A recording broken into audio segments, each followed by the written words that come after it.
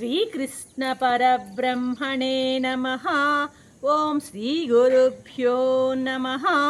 శ్రీమాత్రే నమః. శ్రీ గణేశాయ నమః.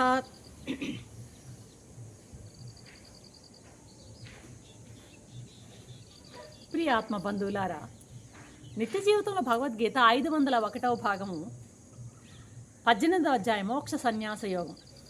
నిన్నటి ఎపిసోడ్లో సాత్విక త్యాగం యొక్క అవసరాన్ని గురించి మనం చూసామన్నమాట. ఈ సాత్విక త్యాగమే కాదు, పనిలో పనిగా స్వామి ఈ అధ్యాయంలోనే 7-8 శ్లోకాల్లో ఆ రాజసిక తామసిక త్యాగాలను అంటే ఏంటో కూడా చెప్పాడు. అంటే గుణభేదంతో చెప్పాడు కాబట్టి రాజసిక త్యాగము తామసిక త్యాగాన్ని కూడా చెప్పడం జరిగింది పనిలో పనిగా సాత్విక త్యాగంతో పాటు. ఇక మరి సాత్విక త్యాగ సిద్ధి కోసము, సాత్విక త్యాగం సిద్ధించాలంటే ఏమేమి అవసరము, సామగ్రి ఏ సామగ్రి అవసరమో బోధించాల్సిన అవసరం భగవానికి ఉందన్నమాట.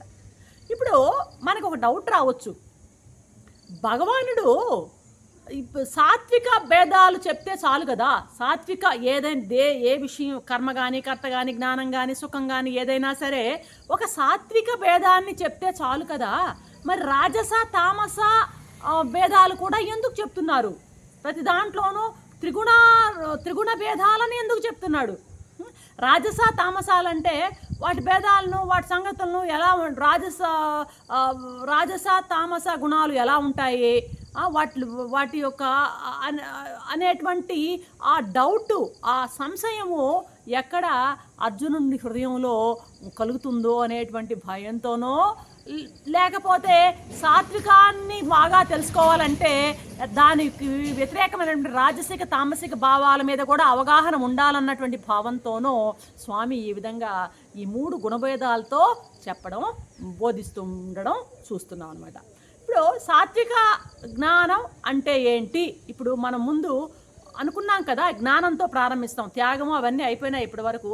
ఇప్పుడు జ్ఞానంతో ప్రారంభించబడుతుందన్నమాట. ఏది 20వ శ్లోకంలో సాత్విక జ్ఞానం అంటే ఏంటి అనేది స్వామి చెప్పబోతున్నాడు మనకనమాట. 20వ శ్లోకంలో ఉన్న ఇప్పుడు మొట్టమొదట గ్రహించాల్సింది సాత్విక జ్ఞానాన్ని, గ్రహించవలసినటువంటి సాత్విక జ్ఞానాన్ని ఉపదేశించడమే కాకుండా పరిత్యజించవలసినటువంటి రాజసిక తామసిక జ్ఞానాలను కూడా ఉపయోగిస్తారు తర్వాతి శ్లోకాల్లో అనమాట. ఇప్పుడు ప్రస్తుతానికి 20వ శ్లోకంలో సాత్విక జ్ఞానాన్ని గురించి చెప్పబోతున్నారు స్వామి అనమాట. ఏమంటున్నారు 20వ శ్లోకంలో? సర్వభూతేషు ఏ నైకం భావమవ్యయమీక్షతే అవిభక్తం విభక్తేషు తజ్ఞానం విద్ధి సాత్వికం అంటున్నారు స్వామి.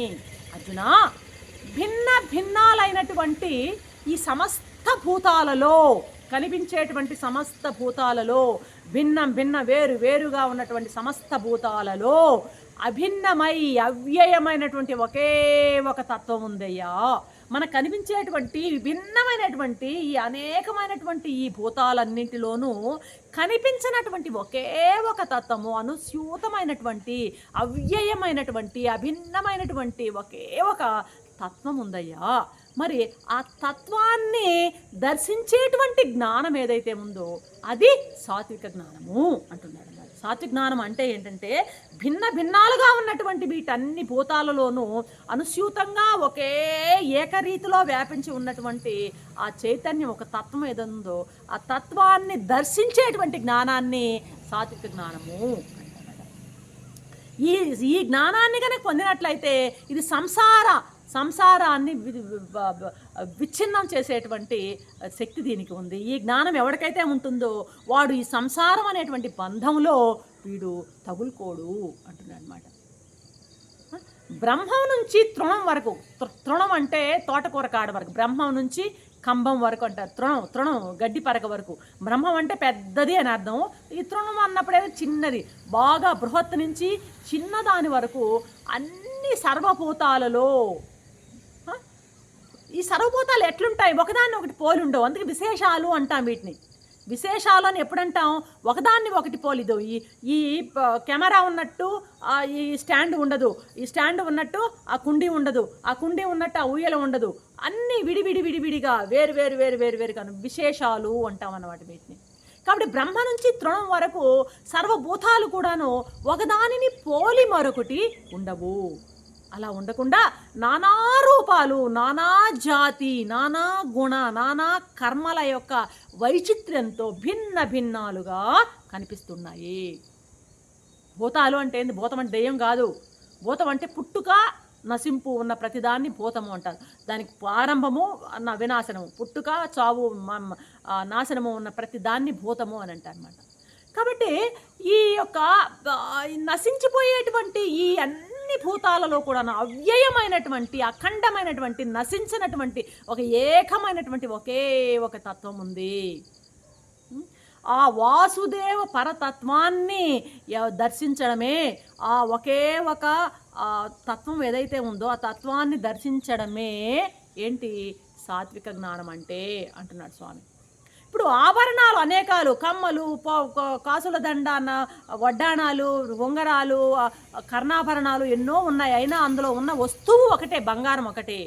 అదేవిధంగా కుండలు, చట్లు, మూకిడ్లు, బాణలు, వివిధాల రకాలైనటువంటి ఆ పాత్రల్లో వ్యాపించి అఖండంగా ఉన్నది అది ఏకరూపమైనటువంటి ఆ మట్టి అన్నమాట.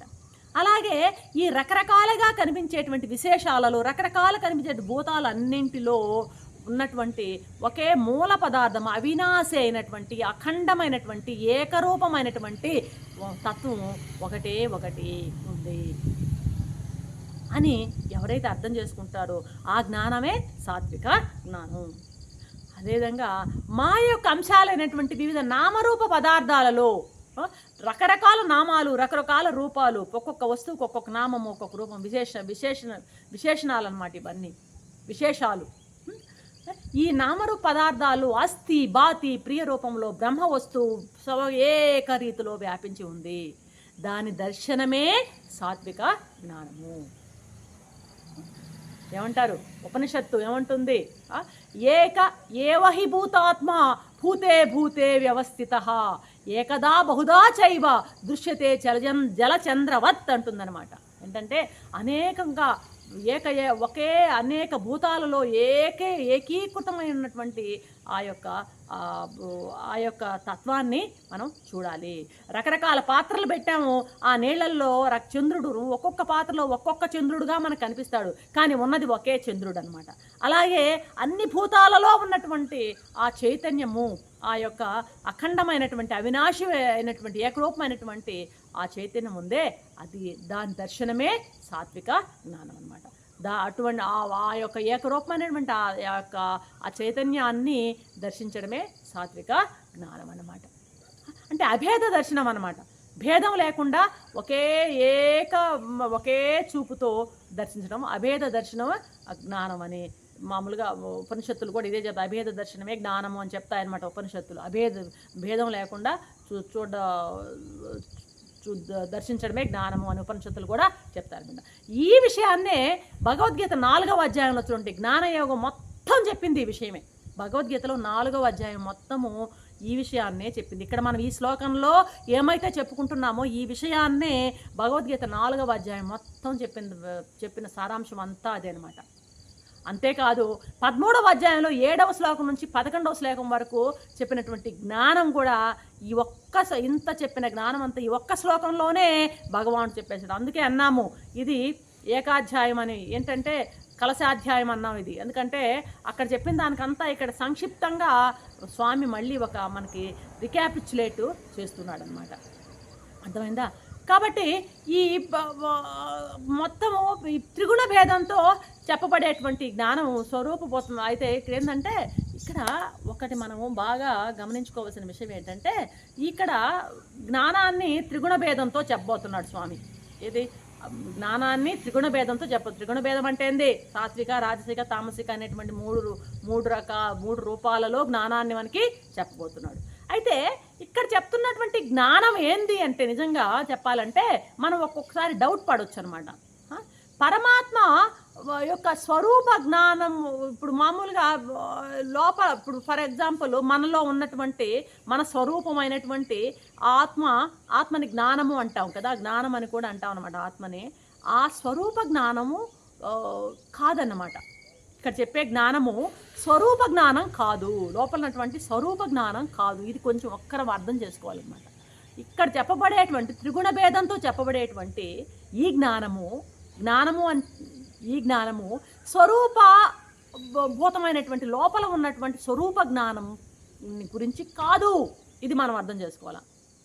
అయితే ఎందుకని పరమాత్మ యొక్క స్వరూప జ్ఞానం గుణాతీతమైనది. అది ఆ పరమాత్మ లోపల ఉన్నటువంటి ఆత్మస్వరూపం జ్ఞానము అంటాం కదా, ఇది గుణాతీతం, దీనికి గుణాలు లేవు, గుణాతీతమైనది అనమాట అది. ఇక్కడ అయితే ఏ జ్ఞానాన్ని గురించి ఇక్కడ చెప్తున్నారు అంటే జ్ఞాయతే అనేన ఇతి జ్ఞానం, అంటే దేని ద్వారా మనం తెలుసుకుంటామో ఒక విషయాన్ని, దేని ద్వారా, ఏ జ్ఞానం ద్వారా ఒక విషయాన్ని తెలుసుకోబోతున్నాము ఆ జ్ఞానాన్ని జ్ఞాయతే అనేన ఇతి జ్ఞానం, దీని ద్వారా తెలియబడుతుంది కాబట్టి జ్ఞానం అది. ఇప్పుడు ఫర్ ఎగ్జాంపుల్ ఈ కెమెరాని నేను తెలుసుకోవాలి అంటే ఏ జ్ఞానంతో నేను తెలుసుకుంటున్నానో ఆ జ్ఞానం అనమాట.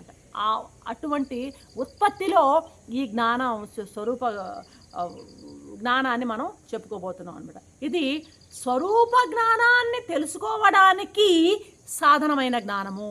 ఈ కెమెరాన్ని తెలుసుకోవడానికి సాధనమైనటువంటి జ్ఞానం అని ఎలా చెప్తున్నామో, నాలో స్వరూప జ్ఞానం ఉంది కదా, ఆ స్వరూప జ్ఞానాన్ని నా ఆత్మని తెలుసుకోవడానికి కూడా ఉపయోగించేటువంటి జ్ఞానము. కాబట్టి ఈ ఆత్మలో ఉన్నటువంటి జ్ఞాన రూపంలో ఉన్నటువంటి ఆత్మరూపంలో ఉన్నటువంటి ఈ జ్ఞానాన్ని తెలుసుకోవడానికి వాడేటువంటి జ్ఞానం అనమాట. అంటే సాధన, ఇది కూడా ఒక సాధన. మనం ఇప్పుడు చెప్పబోయేటువంటి జ్ఞానం ఏంటంటే ఒక సాధనారూపమైనటువంటి జ్ఞానం అనమాట. ఏం సాధన? లోపల ఉన్నటువంటి స్వరూప జ్ఞానాన్ని తెలుసుకోవడానికి సాధనంగా ఉపయోగపడేటువంటి జ్ఞానం. 13వ అధ్యాయంలో ఏతత్ జ్ఞానమితి ప్రోక్తం అని చెప్తాడనమాట స్వామి. అంటే ఎక్కడ ఏతత్ జ్ఞానమితి ప్రోక్తం అని చెప్పినటువంటి ఆ జ్ఞానమే ఇక్కడ సాత్విక, రాజసిక, తామసిక భేదాలతో చెప్పబడింది. అంతేగాని లోపలటువంటి స్వరూప జ్ఞానం గురించి కాదు ఇక్కడ అని మనం అర్థం చేసుకోవాలి. అక్కడ ఏంటంటే ఆ 13వ అధ్యాయంలో జ్ఞాన సాధనాలనే జ్ఞానం అన్నాడు. అమానిత్యం, అదంబిత్వం, హింస, క్షాంతి, రాజ్యం, ఆచార్యోపాసనం అంటూ 21 చెప్పాడు కదా జ్ఞాన సాధనాలు. ఆ జ్ఞాన సాధనాలన్నింటినీ జ్ఞానం అని చెప్పేశాడు అక్కడ 13వ అధ్యాయంలో. అర్థమైందా? 13వ అధ్యాయంలో అమానిత్వం నుంచి ఒక 21 లక్షణాలు జ్ఞాన సాధనాలని అని వరుసగా చెప్పి ఈ జ్ఞాన సాధనాలు కాదు ఇదే జ్ఞానం అని చెప్పేశాడు ఆయన అనమాట. అన్ని భూతాలు కాబట్టి అన్ని భూతాల్లో కూడాను అభిన్నమైనటువంటి భావాన్ని చూడడానికి సాత్విక జ్ఞానం కావాలి అంటూ ఇక్కడ అంటున్నాడు అనమాట. అన్ని భూతాల్లో ఉన్నటువంటి ఆ ఏకరూపమైనటువంటి ఆ తత్వాన్ని చూడ్డానికి సాత్విక జ్ఞానం కావాలి అని ఇక్కడ చెప్తున్నాడు. ఈ మాటతో మనం ఇది కూడా సాధనం అనే మనకు అర్థమవుతుంది కదా. ఏంటంటే అన్ని అభిన్నమైనటువంటి ఆ తత్వాన్ని చూడ్డానికి సాత్విక జ్ఞానం కావాలి అంటున్నాడంటే ఇక్కడ కూడాను ఇది సాధనంగానే చెప్పినట్లయింది స్వామి. ఇది కూడా సాధనంగానే చెప్పిందన్నమాట. కాబట్టి భూతాలు అనేకమైనా సరే అందులో భావం అంటే అందులో ఉన్న వస్తువు, అందులో ఉండే తత్వము ఒక్కటే. దానిని పరిచయం చేసేటువంటి సాధన ఏదంటే దాన్ని తెలుసుకునేటువంటి సాధన ఏదంటే సాత్విక జ్ఞానము అని ఇక్కడ మనకి అర్థమవుతుంది. మహానుభావుడు కృష్ణ పరమాత్మ ప్రతికి ప్రత్యేక కృతజ్ఞతలు. ఎందుకంటే ఈ భావం ఎంతవరకు వినేవాళ్ళలో అర్థమవుతుందో భగవంతుడు వారికి ఆ యొక్క కృపను ప్రసాదించి అర్థమయ్యేటట్టు చేయాలని కోరుకుంటున్నాను. అంతవరకు సెలవు. రేపటి ఎపిసోడ్లో మీ ముందుంటాను. సర్వం శ్రీకృష్ణ.